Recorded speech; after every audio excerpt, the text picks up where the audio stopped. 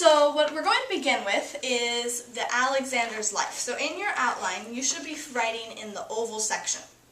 And what I'd like you to do is not so much write the whole sentence or try to write everything I say, just write keywords or something that will spark your memory when you're looking at it later. So for example, if I start and I say, Alexander the Great was born in July of 356 BC in Macedonia. What are you going to write in the date, in the birth section? July 6th, BC. 356 BC. No, that's good. Okay, so I'm going to repeat that. So that's what you would write there, and then what would you write under home? Macedonia. Macedonia. Okay, so that's the idea. And if I say that Macedonia is north of Greece, you might just say North Greece. Okay, so very simple like that, not to get distracted by this, but to help you remember what I'm saying. Okay, so Alexander the Great was born in 356 BC in Macedonia, which is north of Greece. If you imagine Greece for a second, it's got all those little knobs and it hangs down into the sea. Well, right at the top, right before it meets the mainland, that's where Macedonia is. And Macedonia thought itself part of Greece. But the Greeks down south did not think very well of the Macedonians. I mean, come on, the Athenians, they make amazing temples with these golden gods, and they have these philosophers that people will remember forever. And what do the Macedonians do? They have banquets, and they get angry at one another, and they kill one another, and they're always in battle. It's very barbaric, the Greeks thought. So, what are these Macedonians? But the Macedonians insisted that they were Greek. And then one day, Philip, who is king of Macedonia, the father of Alexander, and he thought, well, not only am I a Greek, but I should be king of all the Greeks. And he chose a good time because the city-states, the little Athens and Sparta and Corinth, they were kind of in a state of turmoil at that point, not at their prime. And also, he had the advantage of a phalanx. Now, a phalanx is a special type of military strategy. And what happens? It's like a tank, but it's a human tank. So what you have is 5 guys would line up, like this would be one guy, then another guy, right? 5 in a row. And then there would be 5 rows of them. And then the guys on this side would hold their shields out this way. And the guys on this side would hold their shields out this way. And the guys in front would hold their shields here. And then they would march together. Well, that's okay. But then they would put down their spears. And so you couldn't even get any arrows in, and they were coming at you with spears. And they just went straight at you. Well, this worked. And Philip marched down south, and he very quickly took over each of the Greek states. Sparta, check. Athens, check. Corinth, check. Each of them just decimated them. And, well, he didn't destroy them, but he conquered them, and then he formed the League of Corinth to make them all sort of together under his rule. Well, while Father's down on his business trip in southern Greece, conquering all the city-states, Prince Alexander, was at home, and he was getting the full education of a Greek. Not only did he learn from his father military strategies, which we're going to talk about later, he used with great success, even changed them to make him a little better, but he also learned all about the Greek poets. He loved Homer and the Iliad and the Odyssey. Achilles was his hero, and we're going to talk about that when he gets to Troy when he's doing battle.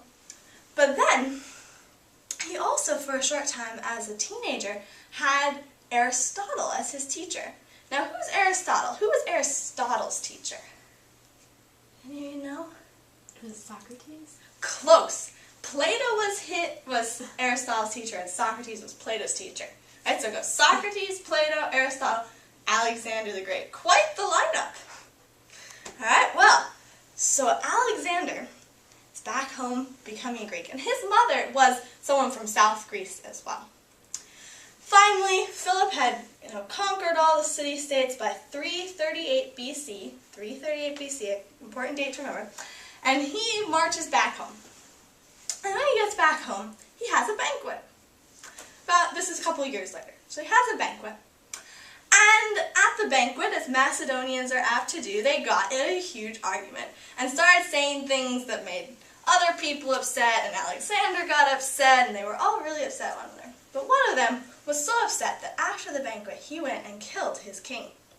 So Philip died at age 40 or 50, somewhere in between there, we're not exactly sure, and was buried, making Alexander the Great, at age 20, king of Macedonia and Greece. Pretty amazing. Well, he is going to start out right away on a whole bunch of battles, which we're going to talk about in a second. But first, let's just think about this whole experience that he had as what we've just talked about. First of all, let's just a couple review questions. What was the type of strategy that Philip used as to defeat all of the Greek army? What was the special thing? He had all his men protected on all the sides. So Yeah. What was that called? What was that square called? It's okay, I mentioned it. Close. Yeah, phalanx. Exactly. And so he has a phalanx. All right, that's an important word to remember. Has a phalanx. Now, how do you think? Remember what type of rule did Athens have? It was a democracy. It had was kind of distrustful of government, kind of felt like we can take care of ourselves. Now that Philip's come down and made it subject to him, how would that have changed life in Athens, do you think? there are more rules now. Perhaps, yeah. So more rules, less freedom. Are they voting on stuff now? No. No. I think Philip sends down his ideas, well, we're doing this. So do you think Athens is particularly happy about this? No. How would you feel if you were being ruled by someone who you thought was a barbarian? Not even worth, talking to, much less being your king. Right? Not particularly a good thing. Imagine how you would have viewed, maybe not Athens, but if you were any of those Greeks, how would you have viewed King Philip? What would have been would you have been excited to be his subject now? No. No? What sort of feelings would you have had? I would have been mad. Mad? Okay. Can you imagine, what sort of things would you dream about at night? You're going to go conquer him, right? Take back your kingdom. Yeah, those sort of things. Exactly. Do you think we should call Alexander a Greek? Do you think we can actually call him a Greek? This is just your opinion. What do you think? Well, yeah, because he was in Greece, even though it was like the bad, Okay. the not so much considered. And his mom was from Greece, right? So he's like sort of Greek. Okay. What about his education? Would have made him pretty Greek. Yeah. Yeah, so he's got a pretty classic Greek education. He's got the Greek philosopher of his day teaching him. Okay, so, I don't think the Greeks would have agreed with you, but I think we can consider Alexander Greek. How would you have felt if your father was suddenly murdered? What sort of emotions rise up at that thought? I would have been angry at the person who killed him, and I would have been really sad, obviously. Mm-hmm. I would have been like stressed. Okay, what am I gonna do now? Like. Well, especially now. Yeah. Yeah, I think so. And I think those are good things. But Alexander, just for the record, didn't like his father very much and was pretty happy to be rid of him. But that's good to think through what you would have thought if your father was murdered. But then now, if you're becoming king, that's going to change things a little bit, especially if you're Alexander becoming king. Well, now, how old was Alexander when he became king? 20. 20 years old! How young is that? I bet some of you have siblings who are 20, maybe, right in college. Yeah, not ready to rule the world.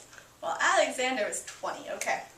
Now, don't think about Alexander so much. What sort of things would you do if you suddenly became president of the United States? I would try to help people. Okay, how would you try to help people? I would make, rules and, laws that would benefit the people. Okay, alright, yeah. And I wouldn't murder and, go on a rampage. You want to go on a rampage? Okay, good. What about you? What things? I would, I guess, also try to help people and try and kind of fix like the poverty problem or something like that. Okay. Alright, so focus on, those are all really good things. And these are definitely things more that presidents focus on now. Well, Alexander, as we're now going to talk about, had some different ideas about what he was going to do when he became king. And what that was he was going to go conquer the world. Right? And from here, I would move on then to the next point of Alexander's battle.